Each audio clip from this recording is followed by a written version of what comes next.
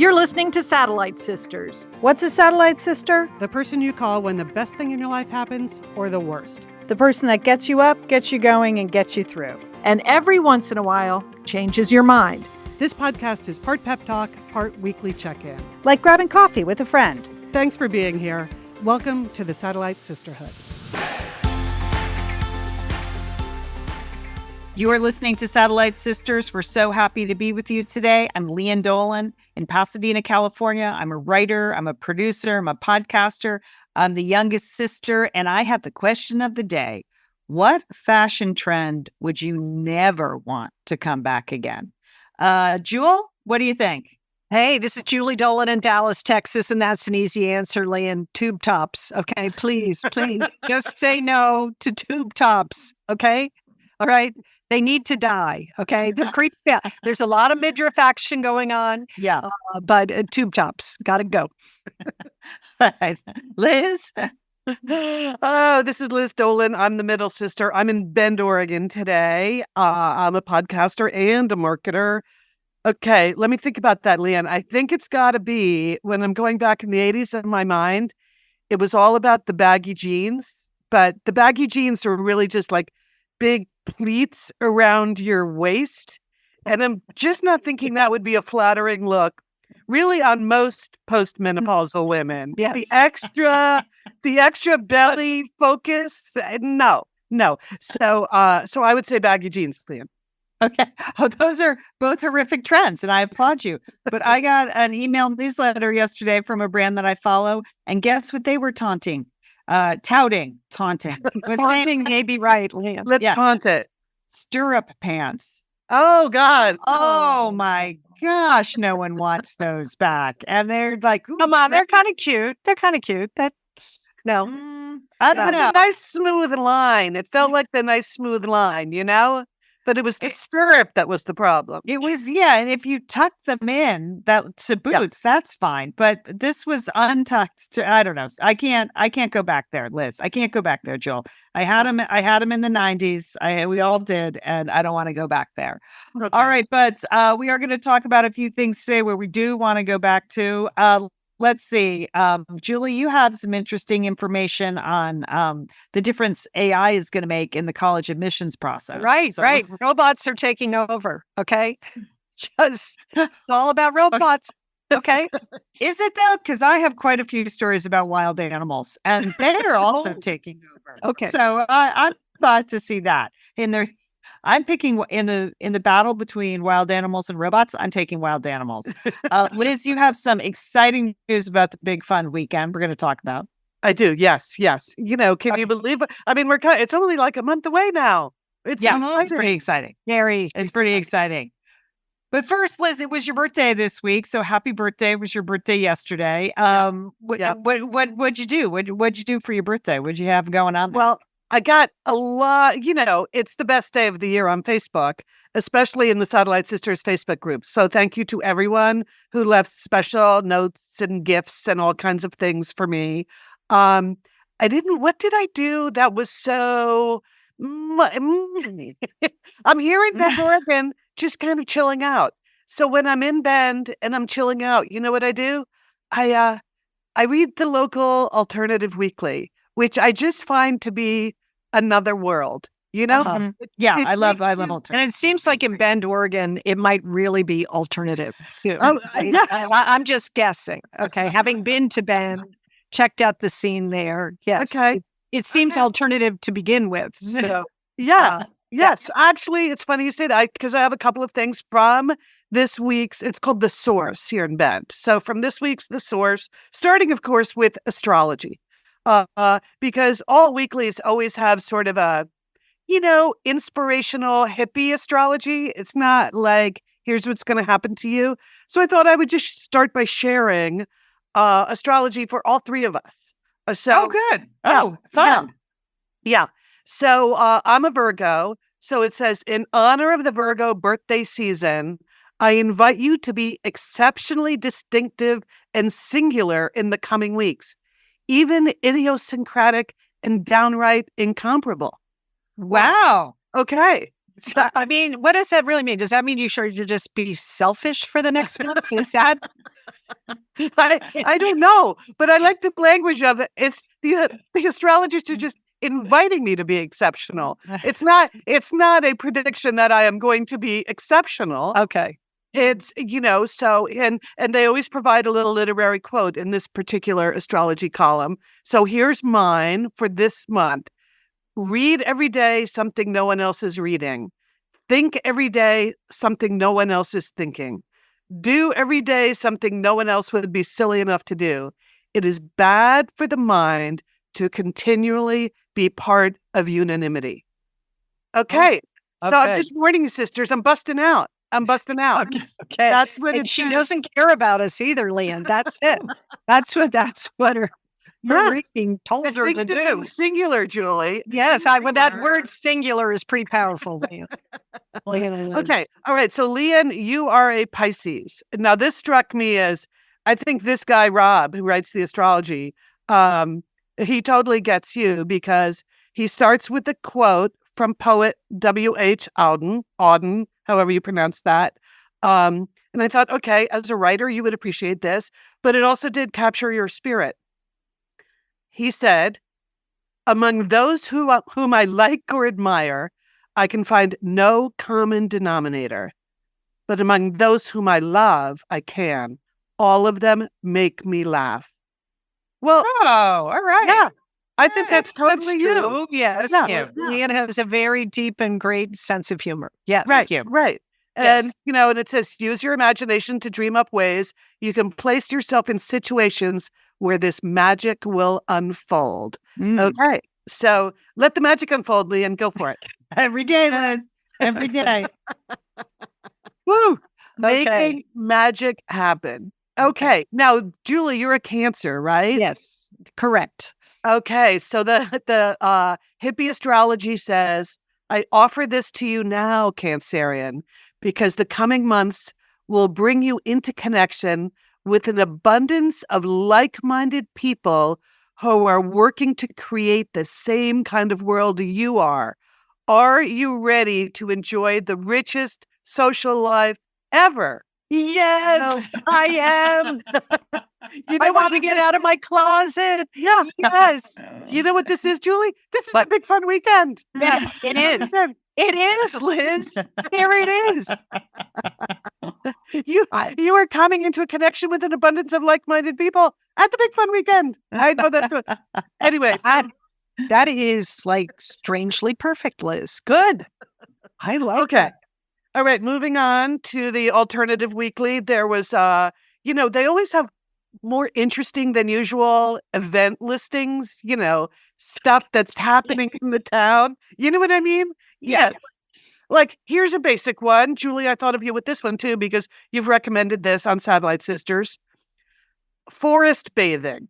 Yes. Right. So September 9th, you missed it. It was International Forest Bathing Day. Oh, shoot. So this is listed in the events, and so they were doing guided forest bathing walks. So anyway, so we missed that already. But I am going to highlight two that are listed here. One that I would never in a million years do, and another one that sounds delightful. So let's start with the one I would never in a million years do.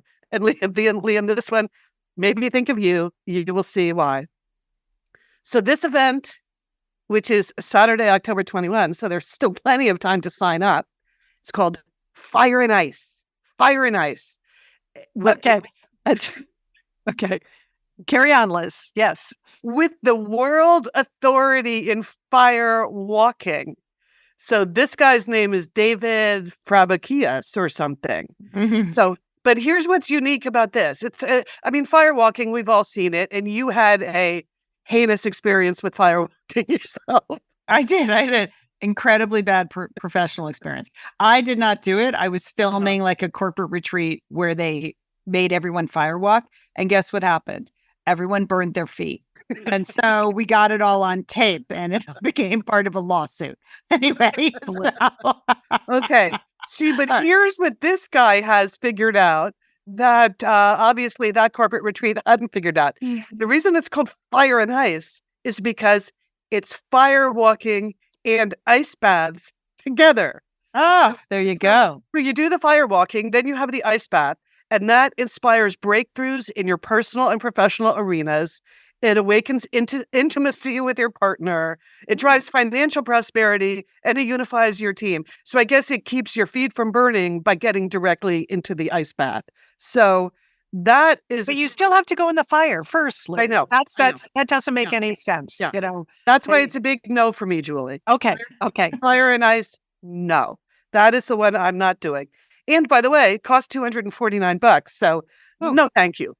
But then at a much lower key, much more Bend, Oregon kind of spirit, then there was this one. You know, there's a big, beautiful theater downtown called The Tower, and they do all kinds of interesting things, concerts and screenings and things. So this one, now to me, this just sounds fun. And this is this Friday night at the Tower Theater. It is a full screening of Napoleon Dynamite, followed by a moderated discussion with fan favorite cast members, sisters. Oh, that's fun. That's Barb Troyer, Efren Ramirez, and John Kreese. That is the kind of movie where you want to talk to the cast after the movie. Sure. How about that? What are they all doing in Bend, Oregon? Do they all live there? I'm guessing they tour with this gig, Julie. This is my thought. Okay. Okay. This is my thought. That's why I want to mention it. You could probably find this in your town somewhere at some point. But this Friday night, it's going to be here in Bend, Oregon.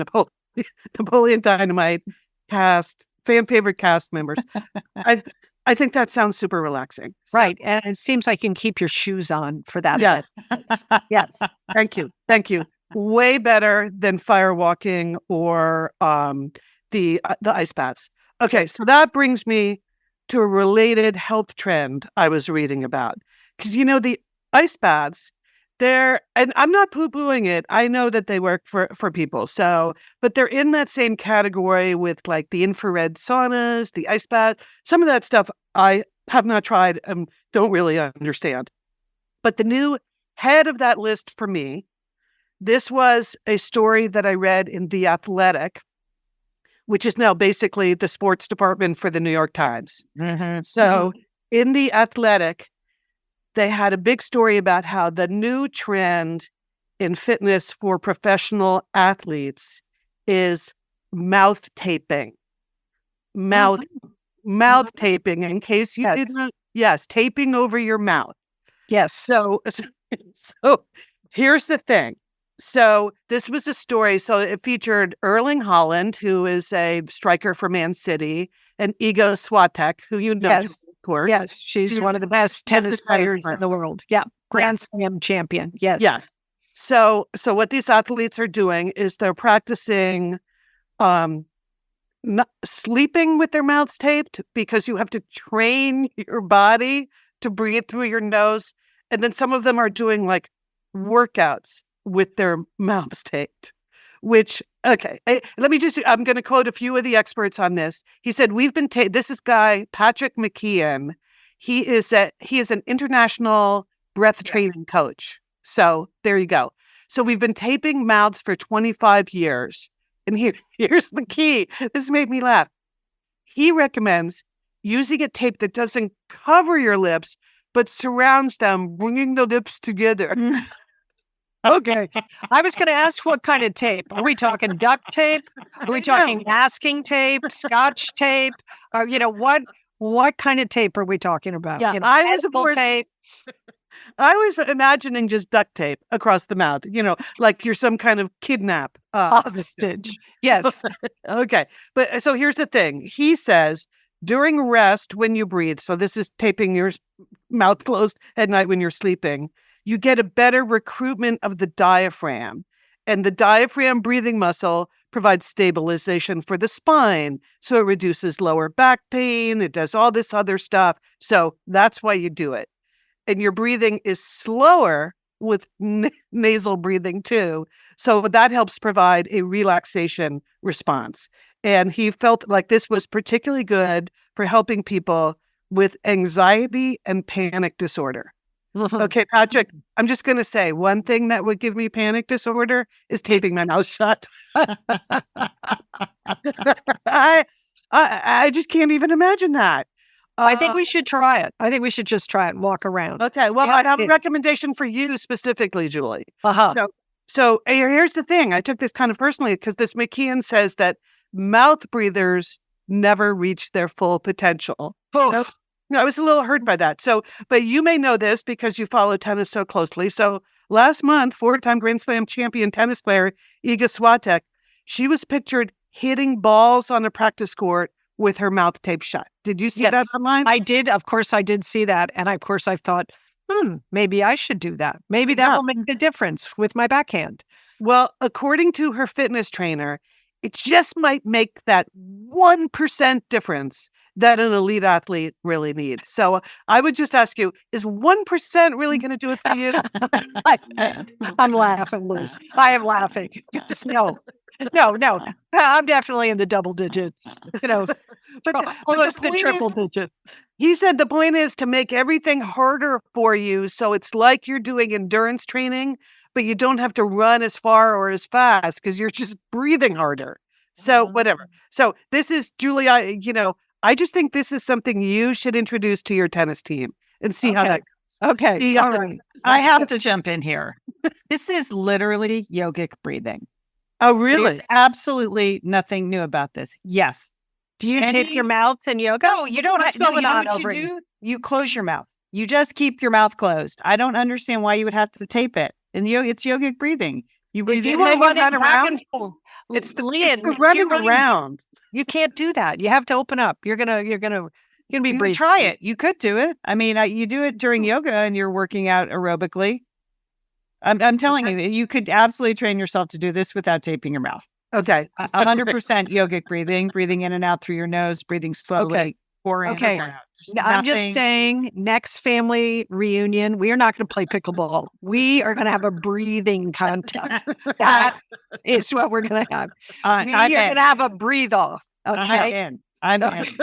Most of our family has such bad allergies they cannot breathe in and out through their nose. No. So that's the key for our family. But You know what it says? That they said the goal is to create, quote, greater air hunger. That's some air hunger. Anyway, just thought the idea of running around on a tennis court with my mouth taped shut it's appalling in every way. But if I could play like Iga, I would be happy to do that. Okay. If I thought I would get any results. Okay. Well, as long as we're offering opinions, I want to ask you what you two think of what the New York Times is reporting as one of the latest trends in wellness and travel. And that is that spas and resorts are offering programs that are targeting perimenopausal and menopausal women. Okay, here are the facts. Listen to this fact. 1.1 billion women by 2025 will be experiencing hormonal changes. That is a lot of hot flashes. That is scary. That is not good for the world. Okay, is it? It's not. Well, it is what it is. Yes, it is what it is. Okay. So the spa, that's Liz, that's the marketing frame right there. You see it. That's the target. You know what we call that in marketing, Julie? What do we call it? It's called the total addressable market. Okay, there it is. There is a huge addressable market here for all these menopause-related things. Yes, it's 1.1 huge addressable market. Okay. So the spas and the retreats, they're getting into it. They've got herbal remedies, nutritional guidance, physical activity, collagen for your drying skin, compression boots to enhance the lymphatic drainage. I mean, forest bathing. They're all over that.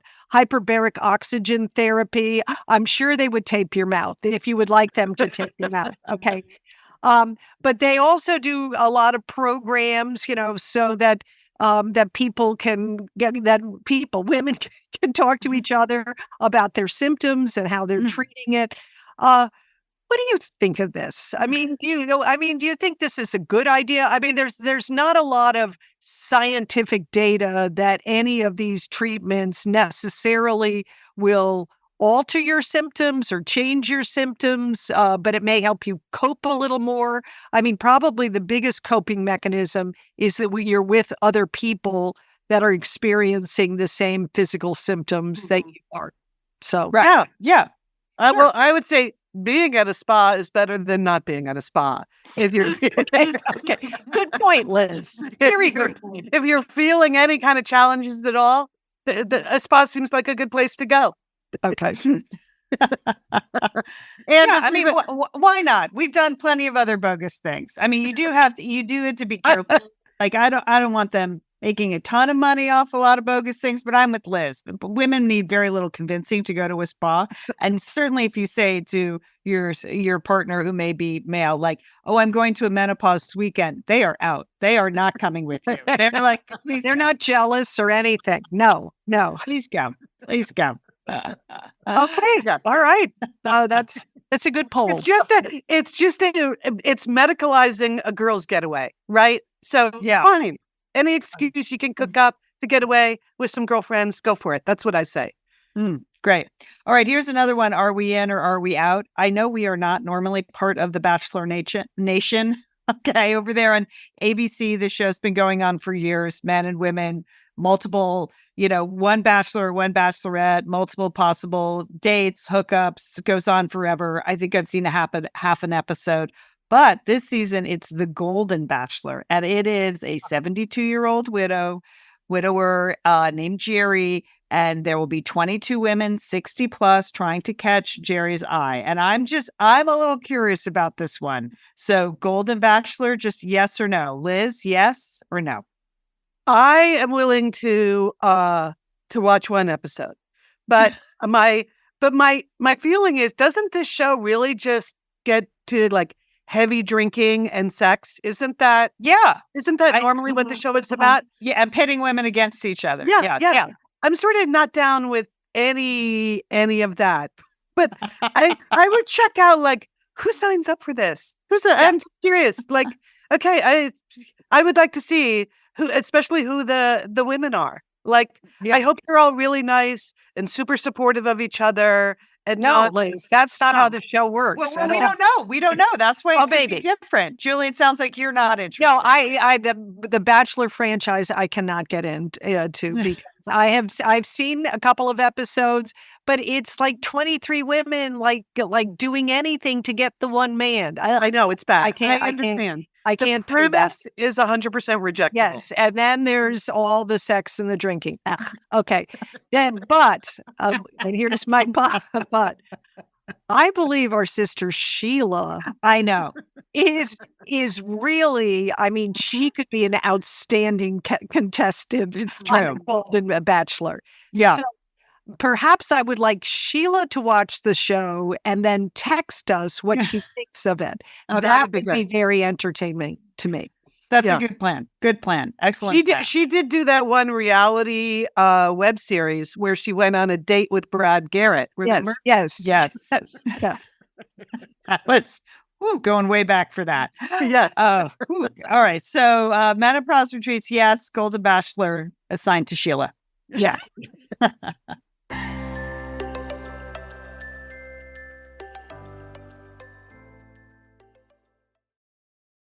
Liz, I got a text from you the other day that I could not believe. Do you recall the text, Liz, that stunned me? And tell the good folks at home what it is. Well, I'm guessing if it stunned you, that it was a text I sent you about my cooking, Lian. Mm-hmm. Because here's what I had done. I had decided that I was going to make chicken marbella with the butcher box chicken thighs I had on hand. Like, I had chicken thighs at home, and I thought, what's something fun and interesting I can do with the chicken thighs that I already own? And I made the weeknight chicken marbella, and boom, then I had this delicious dish. I thought, I have to tell someone about this.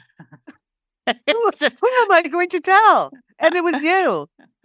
Well, it's just verification that people can change, Liz. I mean, how you've transformed yourself with the help of ButcherBox and the delicious 100% grass-fed beef, the free-range chicken, the pork raised crate-free, and the wild-caught seafood. You have transformed your cooking and your life and your dinners over the last couple of years, and I'm so proud of you. I am. Yeah. But you're right. It's delivered right to your doorstep, the ButcherBox. Free shipping always. You get the box curated to whatever you want in the box. You get to pick it, but it's right there. Like all the time, you have great ingredients on hand. And that's the key to cooking, isn't it? You can't make what you don't have, Lian. That's what I learned. You can't make what you don't have.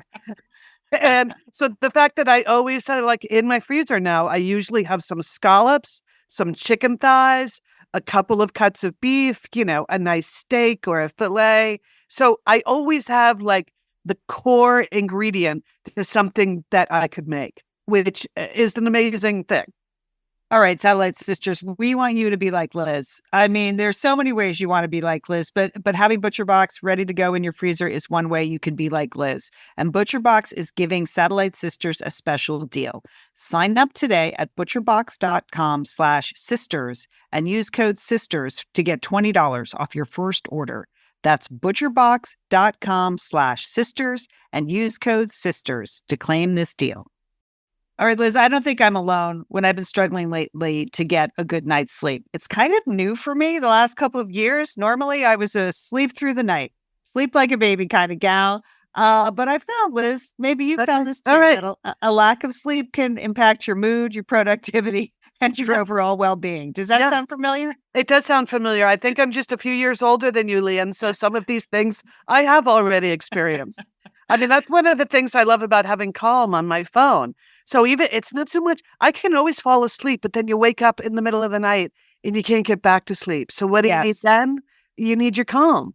Yeah, that's exactly right. Calm is the #1 app for sleep and meditation, giving you the power of calm to calm your mind and change your life. And I have to say, in the middle of the night, it's the one thing that does get me back to sleep. Sorry, Calm, don't take that personally, but I think it's actually what you're trying to It's the goal. Yeah, you have meditations that range from focusing on anxiety and stress to relaxation. I like the relaxation ones. They have these sleep stories with hundreds of titles read by people who you've heard of with great voices and calming music. And I don't want to say they're boring, but again, they are intended to help you drift off to dreamland quickly and naturally. And then they even have these expert-led talks on topics like overcoming stress and anxiety, handling grief, improving self-esteem, caring for your relationships, a lot of stuff. And all of it just kind of takes the edge off at night. It's much healthier than some of the other, things I was doing. I don't know, like doom scrolling through social media. That's not helpful at 2 a.m. Or not helpful. Or going through the imaginary and never-ending to-do list in my mind. So I find if I put my earbuds in and I listen to the Calm app, whatever that is, I drift back to sleep. So thank you, Calm. If you want to have the tools you need to feel better in your back pocket, we want you to get the Calm app. If you go to calm.com/satellite, you're going to get a special offer of 40% off a premium subscription. That's right. Satellite Sisters, Calm is offering an exclusive offer of 40% off a Calm premium subscription at calm.com/satellite. That's Calm, CALM, calm.com/satellite for 40% off unlimited access to Calm's entire library. Thank you, Calm.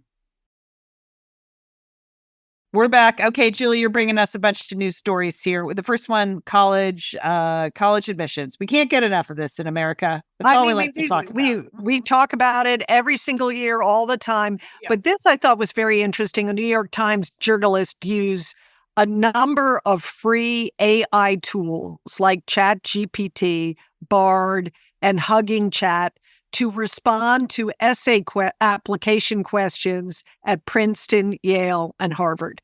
She wanted to see how these AI tools would develop a little short answer essay for each of those schools, and she tried 3 different AI apps. So there's some good news and bad news. The first one was Princeton's question was write about pick a song that is the soundtrack of your life. Okay. Oh, good application essay question. But unfortunately, ChatGPT suggested Cake by the Ocean, which apparently is an R-rated song that includes Really? Okay, yes. I mean, Okay, so not I'm so just good. laughing thinking of our previous conversation about The Bachelor. Yes. That's Yes. pretty much all cake by the ocean there. Okay, go ahead. Oops. I'm sorry. Okay. Woo, go ahead, Okay. Jill. Okay. So that didn't work out. Okay. But for But wait, the Julie, does that get any points for keeping it real from the admissions office? You used to be at admissions office. I know, no, Liz. I think that would be I think the consensus would be that this was probably a poor choice, or perhaps they used AI to generate their answer. Okay, all right. Okay, one of the two. But here's the other news. For the Yale and Harvard short essay answers, these AI tools did pretty well. They wrote good answers. Like, I read them as a former admissions officer. I read them. I thought they were well constructed. I thought they were thoughtful. I thought they were insightful. They provided specific information that gave me insight into the applicants. I rated them very highly. So I think this is like a huge problem. I mean, this is, the journalists suggest that maybe students are just using these to draft their college application essays, and then they're going to, edit them. Zhuzh 'em up. Yeah, zhuzh them up. Yes. You got give them to their mother to zhuzh. Yeah. That's about it. But if you're reading these, you're going to think, oh, these are really good. I mean, you're not going to immediately be able to spot these as like, oh, this is some AI generated answer. I mean, I know they have software now that can spot for AI generated answers, but so you're going to need a robot in your admissions office. You see that to read the robot generated answers. And then Liz, Sure, that's how it works with AI, Julie, but go ahead. I Yeah. don't think an actual robot. well, software, I'm just saying that. And then for letters of recommendation, okay, if someone asks me to write a letter of recommendation, I'm using ChatGPT. I mean, this is really easy. In fact, Liz, I was so enthralled when I read this article. I know you haven't received it yet because you're in Bend and not in your home in Santa Monica, but I sent you a birthday card with a ChatGPT generated birthday wish. And I can't wait to Wow. say it. Okay. Because it sounded pretty good. I think it really captures your spirit. And I think if I hadn't told you, I did it with an AI tool, you might have thought, wow, Julie really went out of her way this year to write something nice on the birthday card. Yeah. Okay. So Julie, I'm super curious about this because this is an area of expertise for you. But now, so fewer and fewer schools are requiring standardized tests. Right. And all of the essays are going to be fake because this is irresistible. I mean, come on, you're 17 years old, you're 18 years old. You can do it yourself, or you can have your computer, the software do it and have it be better. So I just think kids and letters of recommendation writers, same. It's irresistible. So how I don't know. I don't know what they're going to do because you find out what you want to find out about these applicants. I don't know. I have no answer to that. I don't know what they're going to be doing. And then, of course, there's the Supreme Court rulings. I don't know what they're going to be doing in colleges and universities. Right. It's so because a lot of times, you would check their test score against. If you see, a very well written essay, you might look at their verbal score and say, does that correlate? Or if but you're not going to have that, so you're not going to know. So I think the whole process now is going to take place inside the AI ecosystem. Yes, it is. All of the, the essays are going to be fake, and all of the admissions officers are just going to have their own AI programs to evaluate all of the applications. And that's the way it's going to go, right? Robot you. That's where you're going next year. Right? Yeah, I'm still back on this sort of you feed stuff in. I mean, one thing that the essay questions do, or the short essay questions, both, they drive home the fact whether you understand basic writing structure or not. Mm-hmm. AI does such a good job on the writing structure. Yes, that's what I was trying to get to, Julie. It's like this really, you could be admitting a lot of really bad writers to college. Like should be part of the process is eliminating people like don't understand what a topic sentence is. And so obviously AI does. So it's, I always think these essay questions are kind of stupid, but at least they show structure. Like, oh, you understand how to get from point A to point B. And that's you're going to need to do to write your first 10, 15-page paper when you get to college. But I guess you just use AI for that now too. I don't know. It's just, it's problematic. It's problematic. Okay. Well, I think the whole system needs to get blown up. That's my, Yes, I think that some way. that's I don't, true. what's do a lottery. I don't know what to say. You know, that's my solution. Nobody's listening to it yet, but Satellite Sisters, you heard it here first. Right. Some lottery. That would be fair. But also, you have to ask the question, what should college even be if the robots can do all of this work for us, right? What is it that we're trying to learn or teach? Maybe we don't need to teach this anymore. It's like with calculators, who cares about math, right? Okay. Liz, I think you should start producing some robot you t-shirts for our merchandise store. Okay, but Liz, here's the second question. I wanted to ask you about this because I saw a related article about job interviews, and that in particular, in this last year, there's an observation out there that there's been a significant increase in the number of job seekers facing an extended interview process that can last a long time. For example, if your job seeker gets pre-screened with someone in HR, and then you have a phone call interview with the hiring manager, and then you have 6 half-an-hour interviews with the team members you're going to be working with, and then you have another 1 or 2 interviews with the boss or the boss's boss. What do you think of that, Liz? Or maybe you have to submit a writing sample, do a sample presentation, a big marketing project. What do you think about all of that? I actually think it's good. And it's been going on for a while. Maybe not. I think now the process is too extended and people never hear back from the places where they've applied and it's all done online. Again, the robots are in charge of that too. They're doing all the initial cuts. But I feel like the interview process is being fine-tuned so that people are really evaluating what they need. One is like team skills. So the goal of having a bunch of people be in on the interview process is you have to be able to tell, will this person work well as a member of the team? So the old days of just having the one boss interview the one person and then hire them, I think that obviously did not work in a lot of work environments. So I kind of support the team thing. I actually think it's really interesting to make someone do a presentation. It's not something I ever did during my days in corporate America. But when you think about how important presentation skills are in most work environments now, or let's just say many, I would support that. So I think the idea of like actually having the people do what they're going to need to do when they're on the job is a lot better than talking to them about hobbies. The things people used to have on their resumes. I don't want to talk about your hobby. I don't care what your hobbies are. Could not care less. Okay, well, Lian, here's a related question because one employer, I saw this news article, he is doing what is known as the coffee cup test. Okay, this is the boss, and he invites you in for an interview, and you go in the break room, and he asks you if you want a bottle of water, would you like a coffee or a tea, and then you go have the interview.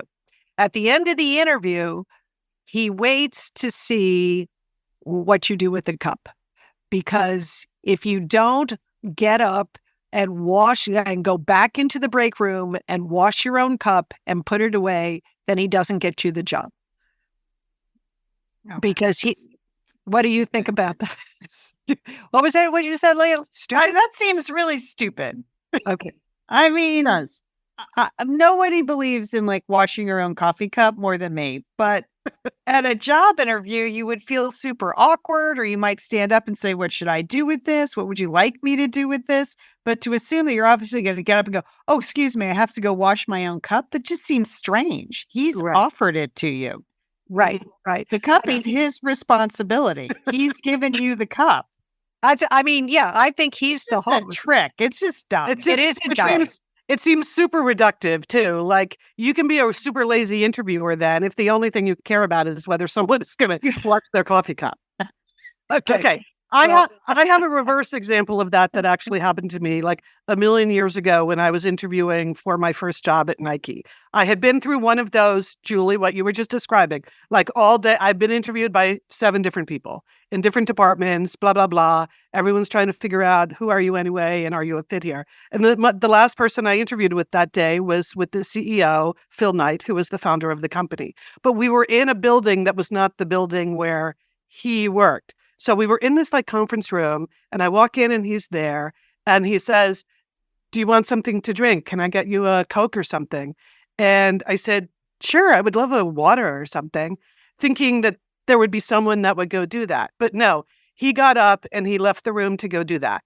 But he was in a building that he was not familiar with. So of course he had no idea how to go do that. Like where would that even happen in that building? So I was left alone in the room for a really long time. And then I thought, this must be one of those trick things. They must have cameras on me. They're watching me now. Like it's what back in the day, they used to call this a stress interview. Yes, Right. exactly. So I thought I was undergoing a stress interview. So I thought, what should I do? So I got up and I just started to walk around the room and pick things up. And I thought, well, what do I want to communicate to the cameras that are watching me? That I'm a super curious person. To the robots. Yes, the robots who were watching. So I just started, there were obviously a lot of shoes on the wall. So I started like picking up shoes and looking inside them and bending them and like holding things up. Just trying to like be a curious person.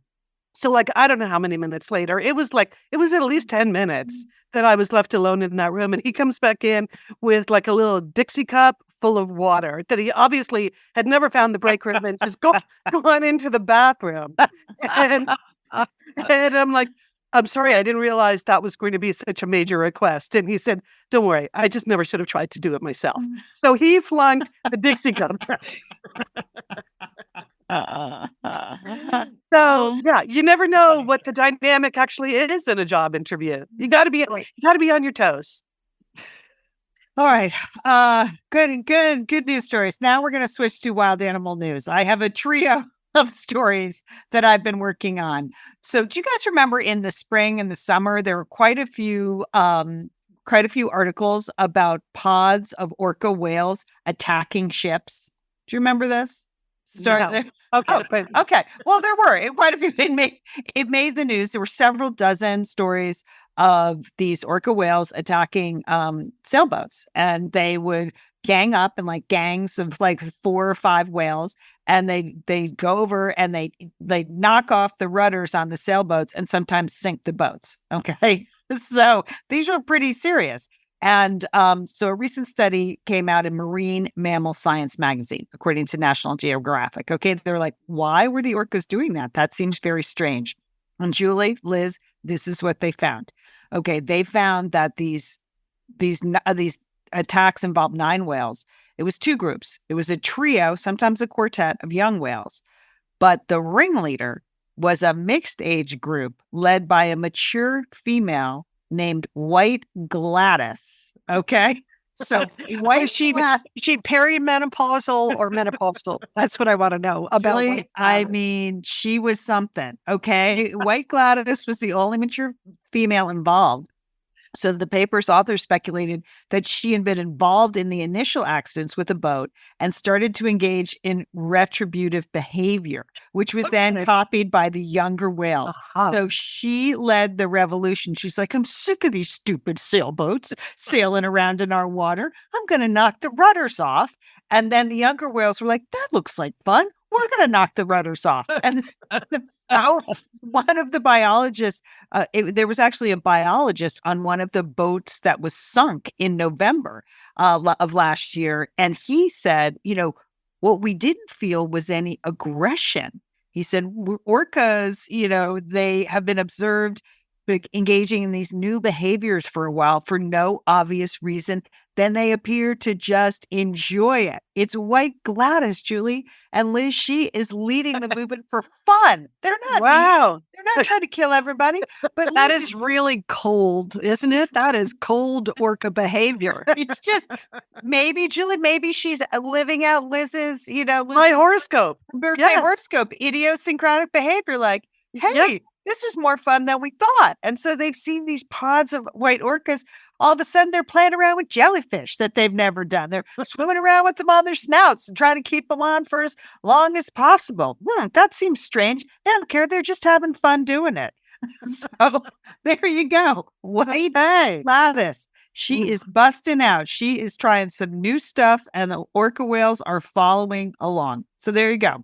It seems exceptionally distinctive and singular. Yes. Yeah. Good for you. Does she have a home ocean? What ocean does White Gladys prefer? So, okay, I'm not really great on oceans, but so I just swear, just so I can make sure I don't run into around White the Gladys. Iberian Peninsula, the Straits of Gibraltar. Okay. What is that? What is that? That's the Atlantic and the Atlantic. Caribbean Sea. Yes. Yes. Okay. All right. So, we had that hurricane a couple weeks ago, right? So the story got my attention. In Ohio, they found a whole bunch of flamingos. All right. And here's how little I know about flamingos. I assumed that the flamingos had been like lifted up by the hurricane wings and like dropped in Ohio, because I did not know that flamingos could fly.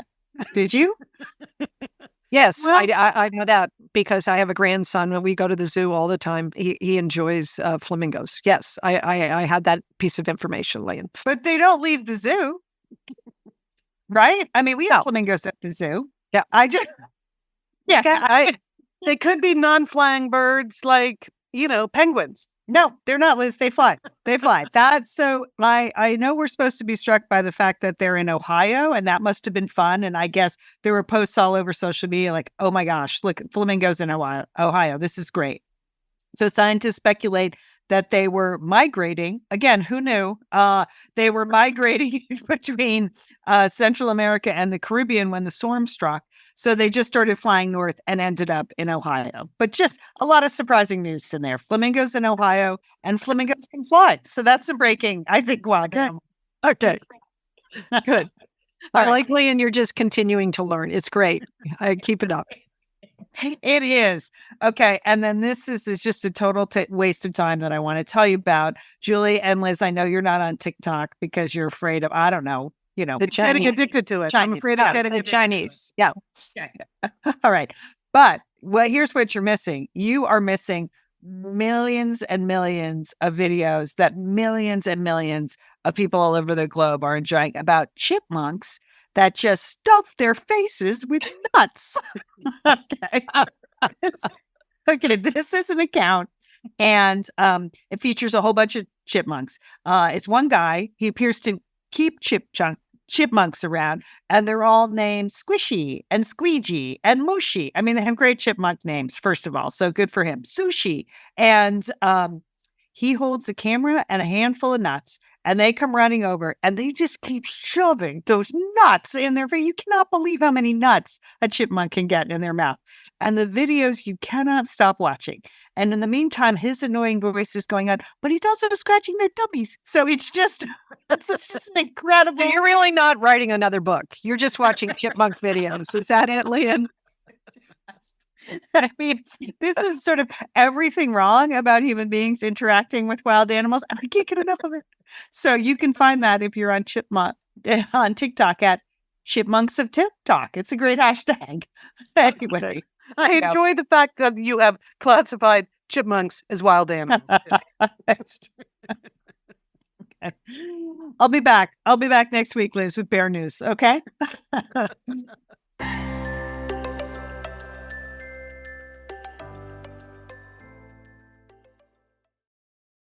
Support for today's Satellite Sisters comes from our good friend Jenny Kane. Jenny Kane is a California brand through and through, and they have staples that make getting dressed easier than ever before. It's minimalist, it's effortless, it's totally refined. Julie Dolan, that's you, isn't it? I mean, Well, I'm minimalist- trying to have it be me, Lian. That's what I'm working for. Just where you casually put something on and you have an elevated look. That's what our friend Jenny Kane does for us. I follow Jenny Kane and I get texts from Jenny. And she sent me a text this week, and you know what it said? Your favorite oversized sweater has a brand new fall-worthy hue. Okay, so she already knows it's my favorite sweater, and that's the oversized crew neck.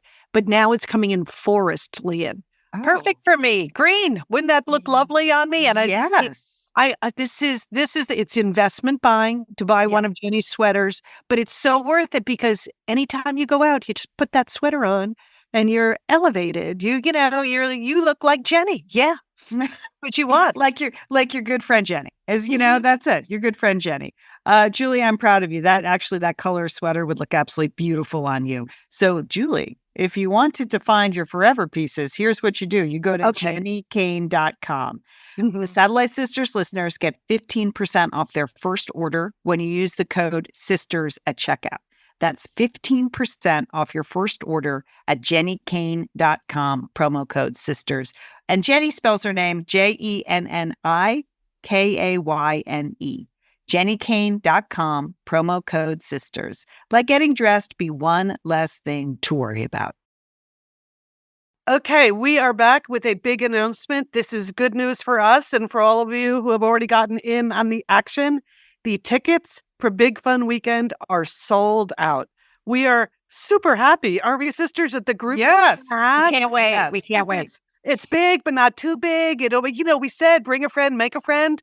We're definitely getting that vibe that you're bringing your friends, or you're coming alone, you're making friends. We have a lot of organizing that we've already done, and now we're in the final month. But so tickets are sold out. Thank you to everyone who bought a ticket. We are so looking forward to seeing your faces. As we have said from the very beginning, to be in the same room together is going to be super exciting.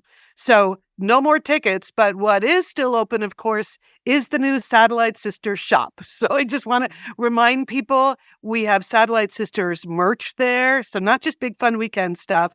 We have some fun stuff. Have you guys been ordering a little bit of merch, testing out a few of the products? I ordered, I just got that black fleece that says Satellite Sisters on it, and I washed it. I love the way it came out of the wash. I'm waiting for the temperature to drop here in Texas, but I can't wait to wear my black fleece. It looks good. Okay. And Lian, you specifically requested yoga mat towels for the shop. Yes.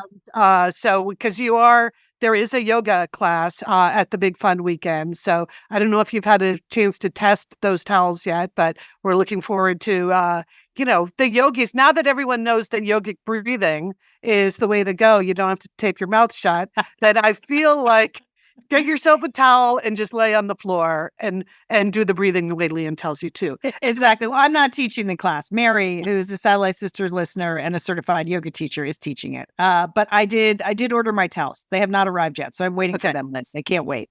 And I'm bringing them to Minneapolis for the class. Excellent. So the Satellite Sisters shop is open. The quickest way to get there is just go to satellitesisters.com, and at the top of the homepage, you'll see shop. And you can click on that. But we'll also put links all around in all of our other social forums. So the event is closed, but the shop is open. Speaking of our other forums, the Satellite Sisters Facebook group has just been on fire lately. I mean, we always say it's the nicest corner of the internet, but it's also just the most helpful corner of the internet. People in our Facebook group know everything. They have questions about everything, and then someone has an answer about everything. So like just this week, here's some of the questions in the world we have solved. Should I buy a really expensive blow dryer? Where should I stay at the Great Barrier Reef? Can I pack my percussive massage gun in my suitcase? It's a good question. That is a good one. Has anyone ever ordered a casket from a third-party vendor? Well, I didn't even know there was such a thing. That was a shocker. Yes. Yes. Great follow-up on Ireland, on the Lincoln Lawyer, on the Blue Zone documentary, on Jimmy Buffett, on Chicken Marbella. And Liz, your shock of the week was Heather Quinn. What was she? Heather Quinn, a longtime member of the Satellite Sisters Facebook group.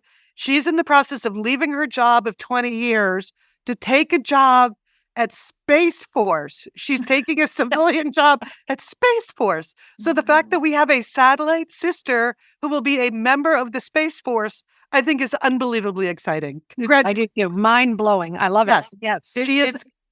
She's a scientist and she's going to the Space Force. We love that, Heather. All right. All great. So if you want to join us over on Facebook, we promise it's nice. So you do just search Satellite Sisters on Facebook. You do have to answer the membership questions. We're just trying to really keep it to people who listen to the podcast or get the newsletter or have some other connection with us. So so do that and you're in. If you're going to Big Fun Weekend, there's a special Facebook group for you. So you guys can communicate there. Want to remind people that we're doing some Instagram lives now. Normally on Friday, we're going to be dropping a few more of those in over the next couple of months. So at Sat Sisters is our Facebook. Those are the best places. Those are the best places to find us. Entertaining Sisters. All right, Jewel, what do you got? I have a recommendation this week, sisters. This is a 3-part series. It's on BritBox, and the name of it is Stonehouse. And this is based on the real life events of a British MP named John Stonehouse, who faked his own death in 1974. In 1974, do you remember, Liz, do you remember this? I don't know. I don't know. No, I don't. But I'm Okay. fascinated by all fake your own death stories. Okay. Yeah. Well, all right. So he was in Britain. Some things were going on. He felt like he had to get out of his situation. So we flew to Miami, and then he left his clothes and his passport on the beach in Miami to make it look like he was like he drowned or he was eaten by a shark, or perhaps maybe White Gladys, maybe she was out there. Yeah. You know, I don't know. Okay. And then he disappeared to Australia. Okay. That was it. His obituary was in all the London papers that he was, this famous MP, and, he was dead. But it was he was unsuccessful. Like 6 weeks later, they caught him. And so he was, oops. Okay. But here's the story gets even crazier. Okay. John Stonehouse was a Labour Party member. Okay. And this is at the time when the Labour Party had just the narrowest margins, only a 1-vote margin. So when he was taken to jail for fraud, and when he was released on bail, he was still in the parliament. They didn't kick him out of the Labour Party because they needed his vote. Seriously? Yes, seriously. God, that's hilarious. Okay. So this is a wacky tale, okay? There's great acting in it. It stars Matthew McFadden, who you know as Tom from Succession. Yes. Yes, Tom Lian. Wamsbagans from Succession. Yes. Or how about Mr. Darcy in Pride and Prejudice? Yes, how about him? Yes, Right. he's incredible. And his real life wife, Keely Hawes, plays his wife in this 3-part series. So fabulous acting, incredible set designs, all set in the 70s, and just a crazy, crazy story that is actually true. So I think this is a real winner on BritBox. It's a BritBox original 3-part series called Stonehouse. Okay. I just want to mention too, BritBox is coming on board as a sponsor of Satellite Sisters. So not yet. So we don't have an offer, but in a couple of weeks. So, and I said, yeah, we already watch a lot of BritBox shows and recommend them to our audience who are big BritBox fans. So, so that's great. Good work, Joel. That's good, because I've never watched any of your recommendations because I'm not a member yet. But as long as we're going to get a deal in the next month or so, I can hold off for Stonehouse. Okay. All right. I have an Entertaining Sisters recommendation that's a little bit overdue. I've been meaning to mention this since about July. Here I am in Bend, Oregon, as I told you. And there is a vegan food truck here in Bend, Oregon, that I've mentioned before called A Broken Angel. And I've mentioned it because not only is the food delicious, but it is also run by a Satellite Sister listener, Barb Troyer. And I've met Barb. Like, the food truck has moved around town like over the last 5 or 10 years. It's been in various places. It's in a new place now. But I always try to make a visit there when I'm here. Well, here's the deal.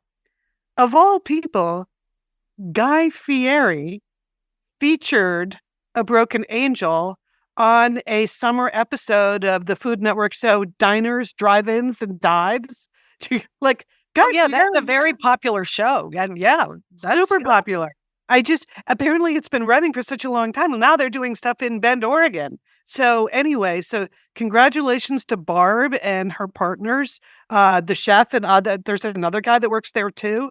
So they were on this episode of Diners, Drive-Ins, and Dives. They, of course, he loved their food. You know, the food is good. One of the things they made on the show is oki fried rice, which is delicious. I've had that. And grilled artichoke tostadas, which I have never had. But doesn't that sound good? Anyway, so tasty. so I put the recipe, the oki recipe is in our food notes. It's also on Food Network's website. And there are a couple of different places where you can find online, you can find the episode. You have to be various members of various things. Anyway, I just want to say congratulations to Satellite Sister Barb Troyer and A Broken Angel. Good for you. That's great. Oh, that's cool. I think I'll put that recipe in this week's pep talk as well.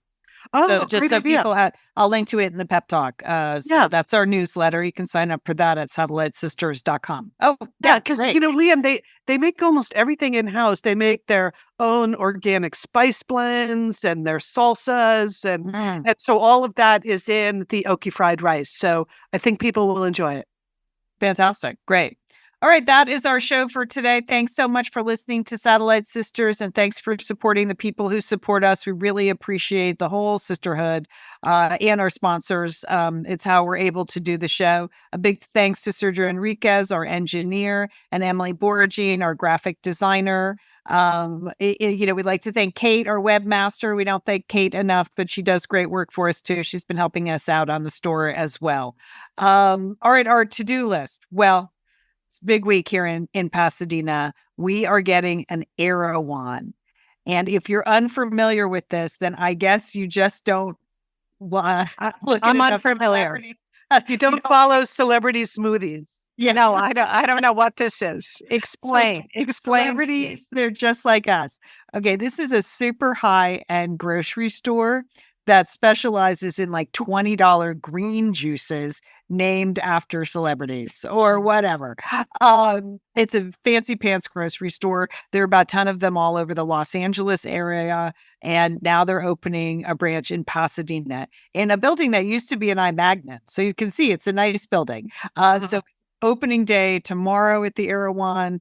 I had to tap into the knowledge of my son's girlfriend, Keegan. She's connected to everything. I said, keep me posted. Let me know what's happening. So she's been texting me about like, here's opening day. Here's the rundown of what they're doing. Wellness day on Saturday, Lian. So we're on it. We're going to be checking out the Erewhon, giving out free lattes on opening day with all kinds of milks that are not from cows. And I'm just excited. It looks like I won't be shopping there regularly because it is crazy expensive. But do I love a good grocery store, trip? You know it. You better believe it. So Erewhon, welcome to Pasadena. Erewhon is nowhere backwards, by the way. So That's a good key. super deep. So anyway, that's on my to-do list. Can't wait. Okay, well, on my to-do list, first of all, a Satellite Sister shout out for this sensational Coco Gauff. Oh, yeah. U.S. Open this week. What a sensational tournament she had. She just was so great and so gracious and winning, and it was very thrilling. I had tears. How about you guys? Oh, yeah. Totally. Oh, my God. And you know who loves Coco Gauff more than anything in the world? Chrissy Everett just could not stop talking. I know. About what a fantastic person Coco Gauff is. I just thought that was so cute, how much she loves Coco. Okay, so I watched the U.S. Open, and now it's tennis season here in Dallas. Now, I play in a women's tennis league, 5,000 women all over Dallas. We play on all kinds of courts. And this isn't for money. I mean, there's no money involved, but you wouldn't know that, okay? This is a death sport, okay? It is just, it is very competitive. People want to win. And I was thinking, what is it that like Coco has that I don't have? Besides youth and speed and coordination and talent, right? What is it that makes her a winner? I need to be a winner. And you know what I realized it is? She has a team in a box. Okay. She has her team. They're in Yeah, a box. yeah, They're wearing T-shirts. It's their team. I need a team in a box, sisters. That's what I want. Okay. I think it's going to really help my matches this year. And that could help more than taping your mouth shut. I think that's good. Just, You know, Liz, I'm going to show up on Thursday with tape on my mouth. I'm just going to do that. I think it would really freak out my opponents. Okay. I love it. I think it would be intimidating, Julie. I did. Yes. That's what I need, Liz. The competitive edge. Yes. Okay, my to-do list. I am having a birthday dinner tonight with my friend, very, very close friend who lives here in Bend. Judy and I are going out to dinner, and this is exciting because we both have birthdays around each other. We're both Virgos, so we always like to spend a little birthday time together. But also, Judy managed to make an escape. She and her husband go to Burning Man every year. Oh, And no. so this year they were there, and made an escape. So I just cannot wait to hear the escape from Burning Man story. That's Okay. Report maybe next week on Satellite Sister. maybe next week. Just that I know someone that actually had to make a run for it from Burning Man makes me very happy. Ooh, we have busy weeks this week. Grocery store, Burning Man, tennis. Very busy. Very busy. All right, sisters, have a great week. You too, Liam. Julian. And don't forget, call your satellite sister.